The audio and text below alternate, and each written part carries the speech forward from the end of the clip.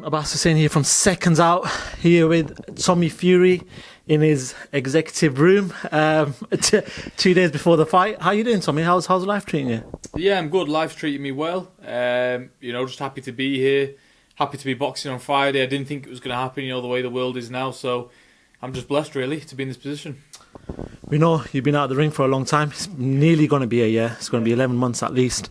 But what do you want from this fight? Is it just enough the cobwebs, getting yourself back into regular boxing? I think it's a bit of both. I've been out the ring for basically a year when it happens on Friday. It's November. Last boxed in December, and you can never tell with a fight. It's either going to be one or two ways. You can never plan out in your head and it goes that way. 9 times out of 10 it doesn't. So, if I smell blood early, then I smell blood early. But if it goes long, then it goes long. If it goes long, it's better really, because I need the rounds. Only have 3 pro fights, so as many rounds as possible is good. But then if it goes early, we don't get paid up for overtime. Exactly.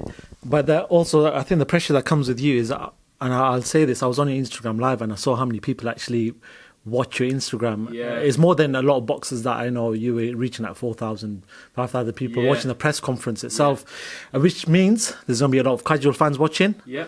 Who are not hardcore, who don't know the sweet science. Yeah. So you're going to have to not perform for them, but perform to entertain them. Is that added pressure coming onto that? Not really, because it is what it is. It's a boxing match. I've done it for the past 12 weeks in the gym. With very good caliber people that I've been sparring with. So I think on fight night, I'm always game for a show. I'm always happy to put on a show, and that's exactly what you're going to get. But it's more just about proving a point to myself, and performing for me really. As long as I'm happy with the performance and it's better than the one in December. As long as we're always getting better, then I'll be happy with that.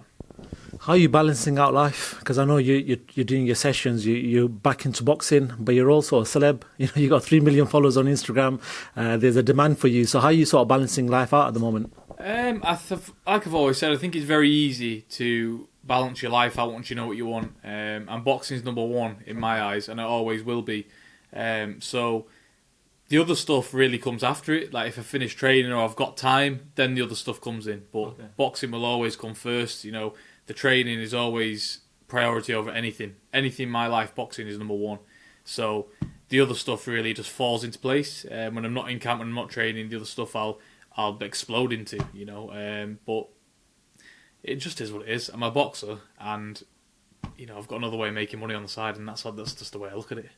I was just talking to you off camera, and just talking about how it's hard for fighters to raise their profile. There's many fighters that are world champions that don't really have a profile, and a lot of people haven't heard of them. Whereas with yourself, it's the other way around. Yeah. The boxing fans might not know you in America, but the sort of, you've raised your profile so much, you've got 3 million followers.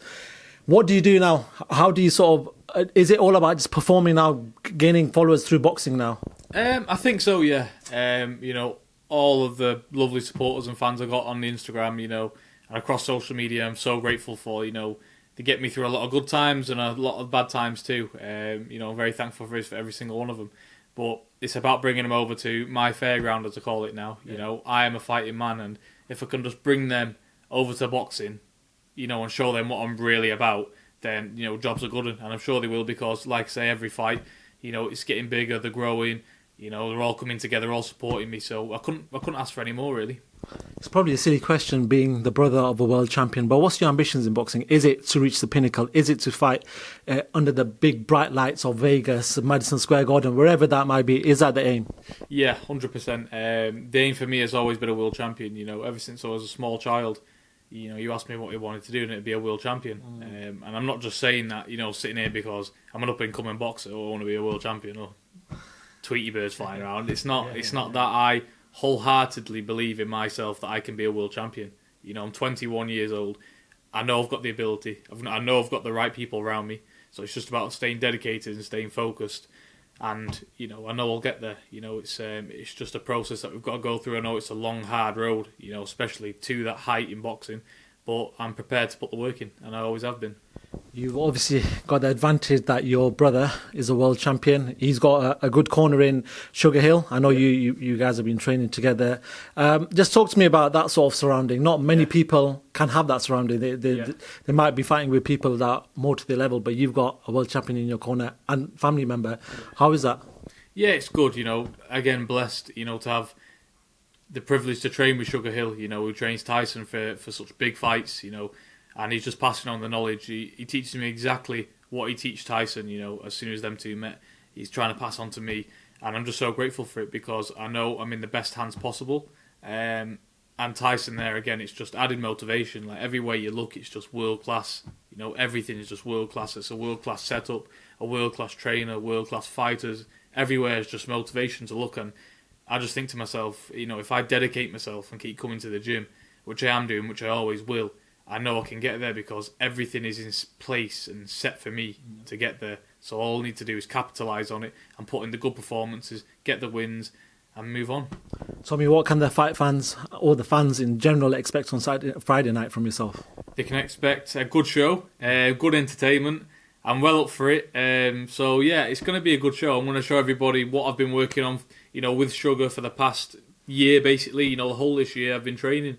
I've been working a lot on different stuff in the gym, so you're all going to see a new and improved Tommy Fury. Tommy, I just want to move away from yourself. I want to talk about certain boxing topics in the world. Firstly, probably one of the biggest ones relating to the Furies is Deontay Wilder's statement that came out, talking about now his water being spiked, obviously still alluding to your brother's gloves being tampered. And obviously going back, we're talking about the suit being too heavy and everything else. What do you make of everything that's just gone on post that fight? I know I've said it, a lot of times, but I can't say anything else. It's ludicrous on what he's saying. I physically can't get my head around it. I just can't.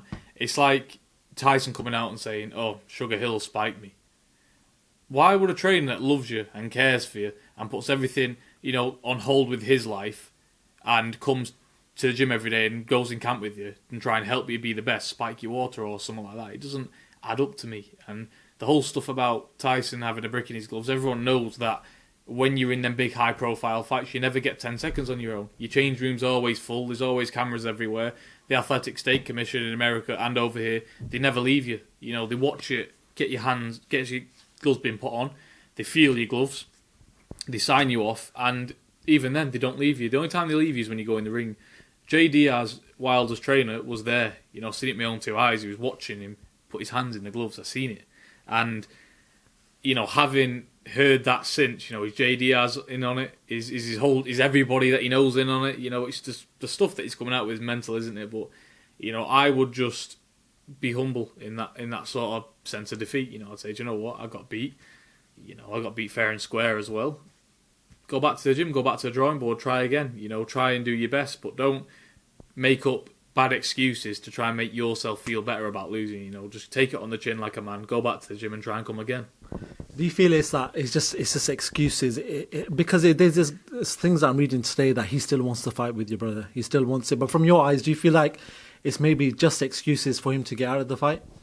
I think so. It's either he's lost his marbles completely or he's just coming up with excuses to make himself feel better. But you just can't come out with them sort of comments. You're only a world champion and a role model. Just take it on the chin because he's a great fighter, WBC, world champion, probably the hardest man to ever be in boxing, the hardest hitter. So go back to the gym and try and better yourself. Don't come out with all excuses, and that's genuine believers. I just think it's excuses as to why he didn't win the fight. I'll tell you why he didn't win the fight, because he got outfought by a better man, by a bigger man, by a heavier man, and that's it. He just couldn't keep up with the fight. Tyson ragdolled him, and he'd never been, shown that before in his life. That's what a small heavyweight that's what happens between a big heavyweight and a small heavyweight. He got ragdolled, and that was it. Just talking about the heavyweight division, we know that your brother's going to be fighting December 5th. Opponent hasn't been announced officially yet. Waiting for that, and people are hoping he wins because they want to see the Anthony Joshua fight in 2021. Anthony Joshua, in the meantime, is going to be fighting Pulev, Kubrat Pulev, who's, experienced fighter. What do you make of that fight? How do you see that fight playing out? I think it's an entertaining fight for the fans, but again, it's another easy fight for AJ, I think.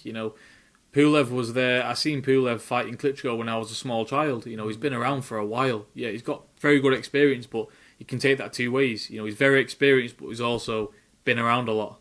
And when you put someone in like that with a young, fresh champion like AJ, who's big, strong, and comes to bulldoze you over, I'm sorry, but you know, it's heavyweight boxing, but it's only going one way, isn't it? I expect Joshua to blow Pulev out in a matter of 4 or 6 rounds. You know, Pulev is he's getting on. He's been in with some great fighters. And yeah, he'll come with experience for however long it lasts. But I expect AJ to come through that and then obviously set up the mega fight with Tyson, you know, next year, providing the world gets in a better place. And obviously you're his brother. So why do you think, or what do you believe Tyson Fury has that's going to better AJ on the night? I just think everything, you know, I'm not just saying it being biased, you know, I think Tyson's got he's got all the package, you know. He's just too big, he's too strong, he's too awkward. He's got the height, reach, everything, weight on everybody. You know, Joshua's a big lump, but Tyson's even 4 inches bigger, 3 stone heavy, you know, and just all-round better boxer. And I think, I've always said it, I think Joshua's going to be his easiest fight of his career, you know, because you know what you're getting with Joshua. You know, if you watch his first fight to his last fight, they're all quite similar. Yeah. He comes in, he's got his hands up there, it's a 1-2, and it's a hook, and then in close, it's a bit of an uppercut and some hooks, like... That style, what Joshua's got, is tailor-made for Tyson, and I've seen it over the years in the gym with sparring partners coming along. Now, I know sparring partners isn't Anthony Joshua, but that sort of style is tailor-made for Tyson. He can do that drunk and with, you know, drunk and blind. He can just come through it all day long. What about the Joshua that fought Ruiz second time around? He's more on his back foot, you know, sort of jabbing, moving out the way. Do you think that Joshua could not do anything? Because I know that's your brother, but sort of give him some questions.